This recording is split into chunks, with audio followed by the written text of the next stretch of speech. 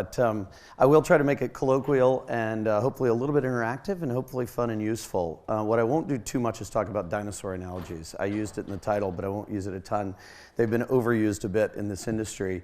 I will quickly address 2 or 3 things because I know I also stand between you and a coffee break. I'm going to talk a little bit about why me, why Wazee, and why the dinosaur analogy, and then we'll get into some stuff that hopefully will be at least maybe a little fun and informative. First on the why me, as Celia did say, I've had the real pleasure of being on sort of both sides, if you will, of this industry. The more traditional side, where I was able to run a big business that had both a hardware component, behind the firewall, very trusted software component, and even an RF component in the transmitter business. I was then able to move to a place now where I feel like we're exactly where the puck is headed in terms of a cloud-based asset management offering that is exactly where the world is. But being on the disruptive side is not necessarily easier than being on the traditional side. They're both challenging, but there are some commonalities, and those are some things that I'll come back to in a little bit.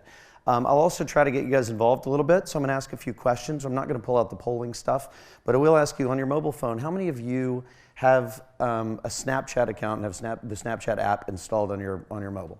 Raise your hands, please. A little higher, if you will. So I'm going to also just make sure everybody's responding here. How many of you don't have a Snapchat? Okay. How many of your kids have Snapchat? Raise your hands pretty high. Okay, good. That's as expected. How many of you have a Netflix account and use it routinely yourself for content, or an Amazon account? Either one, Netflix or Amazon. Raise your hand. Okay. How many of you don't? And how many of your kids do, or families? Netflix or Amazon, kids? Okay, good. Thanks. I'll do a few things like that as we go through. Hopefully it'll keep it a little bit, at least keep folks awake and engaged. On the why Wazee front, Wazee has the luxury of having just wonderful customers. We work with some of the best rights holders in the world, ranging from folks like Bloomberg and BBC and Charlie Rose and CBS News to big studios like Fox and Paramount and Sony and MGM, to some of the best collegiate rights holders in the world in the US, the NCAA, the Pac-12, the Big Ten, people like that, as well as some of the best major events in the world like the Masters and the US Opens in tennis and golf. We are able to, because we are this asset management platform that's truly cloud native, we're able to capture content at its very inception, from the truck at those live events, or right after the master is created, or in some cases even gathering content from contributors like Bloomberg and helping them build their masters and their syndication. And then we're able to take those highest quality masters and cascade the content through all of the things that are needed to do to manage the massive complexity that we've been talking about the last few days of serving global broadcast partners, of serving their own digital platforms, of serving OTT platforms, social and mobile, and those kinds of things. What's fun about that, and the only reason I talk about it is this is not going to be a stump speech for Wazee. I'm not going to try to sell you anything or convince anyone that we should partner together. But the reason I say that is it gives us a wonderful purview from which to see what's happening in the industry. The challenges that are confronting our customers, the best rights holders in the world, and your customers obviously as well. And then the ways that people are responding, both that they are responding as well as the people who serve them as technology providers are responding, from unfortunately the worst to the best of those responses. What we're not going to do is pretend to have all the answers. If we did, we wouldn't have to be sitting here. We'd be on a yacht somewhere enjoying ourselves. But what we'll do is try to ask some smart questions and maybe talk about some commonalities about how to respond. So why the dinosaur analogy? Joe Zoller from Devoncroft and I were having breakfast yesterday, and he said, good Lord, we've been talking about dinosaur analogies in this industry literally since the age of the dinosaurs. And that's true. Adapt or die was a theme for this conference, what, 2-3 years ago? Something like that? Does anybody remember? And so what I'm not going to try to do is overuse an overly time-worn analogy. What I will do, though, is tell you, when we're kicking around ways to think about presenting this topic to all of you, we did do a bit of research. And so we learned a little bit about why some species did survive and why others didn't, as well as what happened. And so we'll spend a little bit of time trying to make the bridge to what are some of the actions and the commonalities that can perhaps be things that we can all do to make sure that we have a chance to be a part of the next era. I'm also going to reframe the change a little bit and try to frame it in a different way to both drive a sense of urgency and also a sense of commonality and understanding what the big media organizations are going to have to do to respond. I will occasionally refer to notes, but only to make sure that I don't miss a handful of stats. I'll also take a couple of detours into finance and CapEx and OpEx if we have time. We may not have time for that.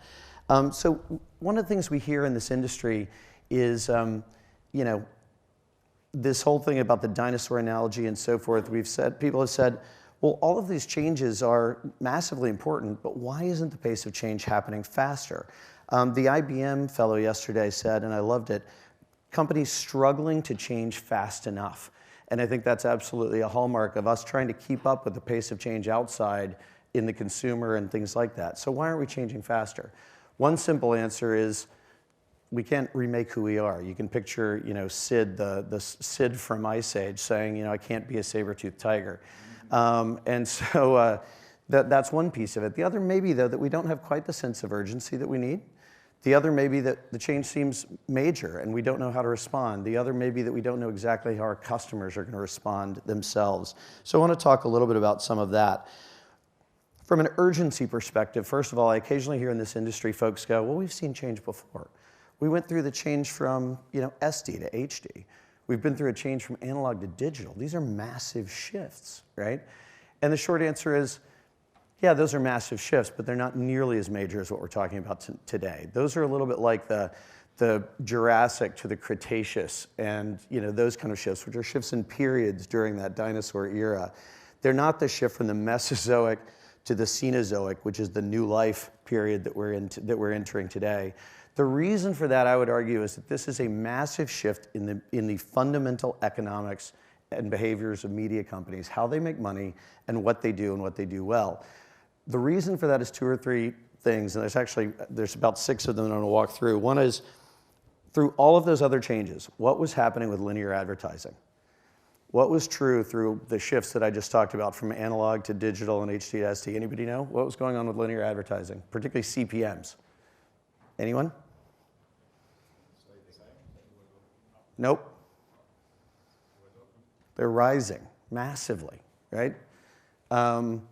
So that was true. What's been happening for the last 4 years in CPMs? Coming down, under pressure, right? Depending on category, channel, et cetera. In 16, they were bolstered. The upfront was a little bit stronger. Great, it's a blip. The trend is not reversing. CPMs are under pressure. What was also true, for the last many years, we've been telling ourselves the promise of digital was, once we get this digital thing right, digital advertising will backfill whatever eventually happens to CPMs with content skipping and those kind of things, or ad skipping. There will be eventually pressure on CPMs and linear advertising, and digital, the glory of digital, will backfill that. What's going on in digital? 3 people talked about it yesterday. Anyone? Skipping, yes, ad blockers, right? Piracy, those kind of things. Does anyone know what the ROI on digital advertising is compared to what marketers intended or thought they bought on digital advertising, on average? Anyone want to guess? Stephen Samuel, I'm cold calling. What percentage ROI do you think marketers are getting on digital ads compared to what they expected? 40%. Exactly, yes. That's why you call them smart people. 40%, 30 to 40 on average. So is the holy grail promise of digital going to backfill what we're going to lose in linear? No. Yes, resounding no. Awesome. The other piece is now and this is part of the perfect storm, right? So pressure on the traditional economic model in some ways. The other piece is competition. Everybody's been talking about Netflix and those kind of things. The reason I asked the Netflix and Amazon question, how much money is Netflix spending this year on content alone? Any guesses? Anybody know? 300 million. Keep going. 3 billion. Keep going. Not quite that high. 5. 5 for Netflix. Larry says 10? Fair enough. Thank you. You're overproving my point. That's awesome. So their published numbers are 4.8, but he says closer to 10. Not an unbelievable thing, by the way. They could if they wanted to. The point is, this spending on OTT content, Amazon, Netflix, right? These new content producers are creating massive amounts of content. that are going to create competition for folks in ways that they can't even fathom yet. The BBC, ITV, HBO, the world's best content producers. What we're not saying is that any of those guys are going away. They're great at what they do. Many of you are in the room. But it does mean that they're going to have to behave and run and perform in ways that are radically different than they ever have had to before. And I loved some of the comments earlier about what is Netflix showing us and what can we learn, but at the same time, how can we be just better at what we do and with our existing audiences. The other piece is that content is getting more expensive to make. Now it's bifurcating. There's some very low-cost content. There's user-generated stuff and so forth.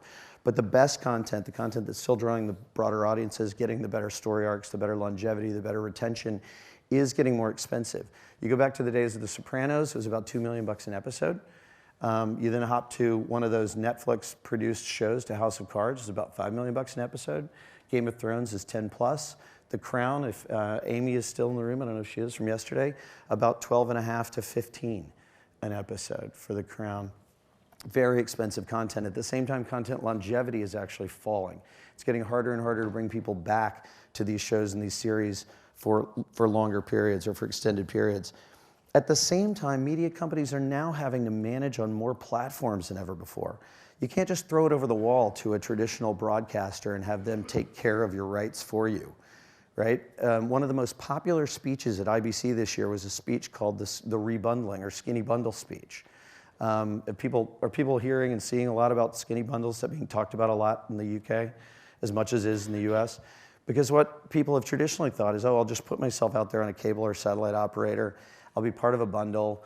You know, they'll take care of that consumer interface and they'll sell my content through. Well, increasingly, obviously, not only do I have to do that, but I've got to be a part of skinny bundles. I got to put myself on platforms like Hulu and Sling and those kinds of things. I've also got to be a part of my own OTT perhaps and run my own ecosystem. And then I've got to think about all of the other platforms like social and mobile and those kind of things. How amazing is it that the Wall Street Journal, right, one of the more traditional news outlets in the world, just hired a team of people to do nothing but create content and curate and editorialize content for Snapchat. Going back to my Snapchat question, Snapchat is news for millennials. Almost, so many major media organizations are now out on Snapchat. There was a statement yesterday that was made that was absolutely baffling that nobody reacted to, which was, I think it was Amy again, talking about her 18-year-old going to the New York Times for their VR app. There's like 4 things in that are amazing, right? First of all, it's an 18-year-old going to the New York Times. But then it was like the New York Times having a VR app. I don't even know what that does, and I'm fairly contemporary on this stuff. And it's like, and then the fact that the 18-year-old was going and seemed to be retained or actually attracted to the New York Times because of that. That means they've curated something that was really attractive to them. There's some pretty amazing stuff there. But those kinds of experiments, those kinds of necessities are becoming commonplace today. The other piece that's fascinating is that now the media companies got to actually know the end consumer in ways they never did before. So often, media companies were abstracted, the rights holder was abstracted from the consumer. Well, let me step back even further. The broadcaster was abstracted from the consumer by a Nielsen rating, an Ofcom rating, STB data that they didn't necessarily get, right, from the set-top box owner, this cable or satellite system. People haven't been doing enough analysis of that data. The companies are not intrinsically analytical. They try to protect that data and keep it to themselves. And then the rights holder was further abstracted from that by having the broadcaster often between them and the consumer. One of the best things that our friends at HBO get out of having HBO Go and HBO Now is they get finally a direct one-to-one relationship with you and me, and they can actually see what we do. And they can see what's happening in terms of that behavior, and they have data about what consumers watch and where they go and what things they look for after they've been to another show and what things are attractive to them. So the media companies are going to have to know their consumer in a way that they never have before. This all adds up to what I would call this perfect storm idea of, we're not talking about periodic change, we're talking about epochal change, right? In the way that they're actually having to run their businesses. And those challenges are massive. They're change management challenges. I loved Rasmus's talk. They're talent challenges, right? They need different people than they needed before to do different things. But at the same time, they have a very big traditional mission that they can't drop or can't let go. And so balancing those things is going to be quite challenging and quite hard. So what will they have to do? As a result of all of that, what are the things they're going to have to do? First of all, one of the things that Rasmus also talked about was we get sometimes wedded to the physical manifestation of our business or those kind of things, or to our traditional ways of doing stuff. The other thing that somebody asked about was expertise. And is expertise gone? Is it not valued? Is it the death of expertise? And I would posit no, but it's the death of arrogance and resting on your laurels. And a lot of times expertise is held up as a rationale for arrogance and resting on your laurels. And so what media companies are going to have to do, and what we as technology providers are going to have to do, is to deserve, not preserve, our profit streams, right? They can't just protect a business model. They've got to be better at all of those things I just described than ever before. And so what that means is they're going to have to do a few things. They're going to have to reach every single customer everywhere in the world. You can't make a $12.5 million episode and miss selling it to somebody. You know, are they good at this yet? Does anybody think they're good at this? They're not. Even Netflix is not good at this, right? How many people here have watched Stranger Things? Raise your hands, please. Pretty high. Stranger Things, about 8, 10 of us. I would ask people how old they are, but I can kind of tell. Like, the folks that are well, and plus we're all in the same, at least one sort of big age bracket as we saw yesterday. But everybody raised their hands just about was in the power alley age bracket of Stranger Things. Stranger Things is set in the 80s. How many people even know or have heard about this show? Anyone? Not too many nods. So I won't spend a lot of time on it, but it's set in the 80s. And it's, they're teenage kids in the 80s dealing with alien stuff, and sci-fi stuff. But it's power alley for my demo, right? I watch tons of media. I have a $180 a month cable bill. I have every possible platform. I try them all. I look at all this stuff. I didn't see a single Netflix ad, promo, trailer, anything on any of my platforms, my social media, anything targeted at me to talk about Stranger Things. I had to hear about it from a friend in season 2. Huge miss, right? Massive gaffe. It's one anecdote, but it happens all the time right now. They can't afford to do that. They got to figure that problem out.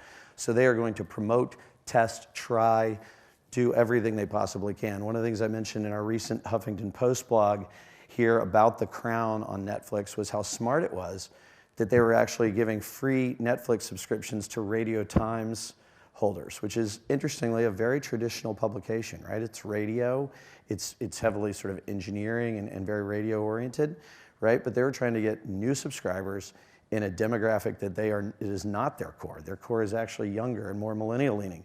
So trying to get new subscribers there and try to bring them to other Netflix shows. It was a very, very smart promotion. That's the idea of something that they need to do in the same way they needed to not miss me for Stranger Things. So they're going to have to reach absolutely everybody in the world. Discovery is the number one most important thing. Discovery of content, finding content, number one most important thing in our view, because it all starts with revenue. You can't focus on cost alone. Cost asymptotes to zero. Big deal. You take out 50% of cost one year, 50% the next. Guess what? You got 25% of your original base to attack. Costs are useful, and that's the next piece, which is they're going to have to rip out cost everywhere they can so they can serve those people profitably. So you got to find them and reach them all, and that cost equation has got to invert. It has been, okay, you're willing to pay me X for my content. I want to sell that show to the 150th market in the 193 recognized UN countries. I'll do it if I can do that profitably enough, because some post house has got to touch it and encode it, and people have got to eyeball QC it and do all this stuff with it, right? And so the answer has been, well, then I won't sell it to that market. That's got to change. You got to sell it to everybody, and you got to figure out how to build a cost structure underneath that allows you to do that profitably. It means you can't eyeball QC everything, right? It means you don't care about a pixel in some markets. The consumer doesn't, particularly not on mobile or on certain devices, right? So you got to change, you've got to align that cost equation with whatever that revenue equation can be, because you cannot leave revenue on the table if you're a media company. So rip out costs, reach everybody, rip out costs. The third is they got to retain people. I loved what Amy said yesterday about the content is only as good, the quality is only as good as the engagement. So they got to keep people from that first hook, whether it's that they see that promo on social media, they see a YouTube video on your channel, they see something on Facebook or Snapchat or whatever, you've got to then bring them to the brand, to the long form, to the story arc, and you've got to keep them. And so that's massively important for those guys. So you got to reach, you got to rip out costs, you got to retain. The other thing is they got to manage their rights. And so many people have already started to do this well, but they got to keep getting better at it. They're going to have to manage the rights across the entire ecosystem, across the entire set of platforms, and across the entire life cycle of that content. So they make sure they're making everything they can every time they can. And they're going to have to do that very deliberately, not just throwing it over the wall and trusting somebody else to manage those rights for them. And then they're going to have to do all of this stuff rapidly. These are all R's. I thought it might make it easier to remember since I decided to go slideless, because I thought that would be a little different. We've had a lot of slides the last couple of days. But you got to do it rapidly. They've got to make decisions very, very fast. And so you're going to see them testing and trying things at a level they never have before. So then we think about, what does that mean for us as technology providers, whether we're disruptive or traditional? What can we do differently that can help us enable them to do those things that they're going to have to do? The first, I would argue, is that all of us, networks and suppliers and so forth, we can eat less. And this is now, I'm going back to the dinosaur analogy. If you do study this and you study the species that survived, either the ones that evolved from dinosaurs into other things, teach ourselves as organizations to do things differently and better, shorten our dev cycles, right? We talked about, a bunch of people have talked about this. These dev cycles have got to go to, days, weeks, scrums, 2 weeks, not 9 to 18 months to make something relevant, using APIs for approachability. Third is form packs. APIs can play there too, right? Packs, allegiances, partnerships, working with the people that we need to do things better. Knowing what we're good at and choosing others to do the stuff that they're good at. Don't feel like you've got to build it all yourself, right? It doesn't have to all be invented here. So eat less, run faster, form packs, hunt or forage, depending on what you are. Hunt and kill the competition. Hunt for talent, right? Forage for IP in the things that you do well. Forage for things that you can protect with things like patents and so forth. So hunt and forage, be very aggressive about finding ways to grow and to do things differently. And finally, do something new every day. I loved the quote that Rasmus ended with, that Welsh quote, because I think the one thing that's fascinating and the thing that we're trying to encourage so much in our little organization, as disruptive and millennial driven and those kind of things as it is still to drive change every single day and every single week with the interest of getting better. And so it's that humility of coming in and saying, how can I be better this Monday than I was the Monday before? How can I be better on Tuesday than I was the Monday before? Do something totally different. I did silly things the last couple of days to try to be different. I was the only person walking around yesterday at a break without a jacket on and with my sleeves rolled up. I'm presenting differently. I was thinking about wearing jeans to the thing last night, but I felt like that was just impolite. So I didn't do that. But the point is, I'm not saying entirely change for change's sake, but close, right? Change stuff. Shake your organization out of its paradigms. Shake yourself out of your malaise. So those are some of my thoughts for whatever it's worth. So Harris, just let me ask you one question. And Yeah. I think you mentioned earlier in terms of stats and the number of how episodes have gone up in terms of production costs. Mm-hmm. Why is that? Why are production costs going up when we're talking about being able to use kit, equipment, different types of production workflows, etc., etc.? So why has The Crown become 12 million when The Sopranos was 2 million, for example? Two or three things, and there's folks in the room who are even better equipped than I to answer this, but so I want to be humble about that too. But our data says two or three things. One's talent. Talent costs are still skyrocketing. There's tons of talent. Some of these are big cast shows, those kind of things. Talent and locations, and then the other piece is that the mix, the average mix. There was a period there where we had so much reality that was being made so cheaply that was actually drawing down the average cost per episode across TV. That's faded a good deal, and so you now see things like documentary back on the rise. You see reality, particularly the really low-cost reality, actually dropping as a percentage of the overall mix, and so that's continuing to push the averages higher. So good news for Those are two IABM pieces. members, right?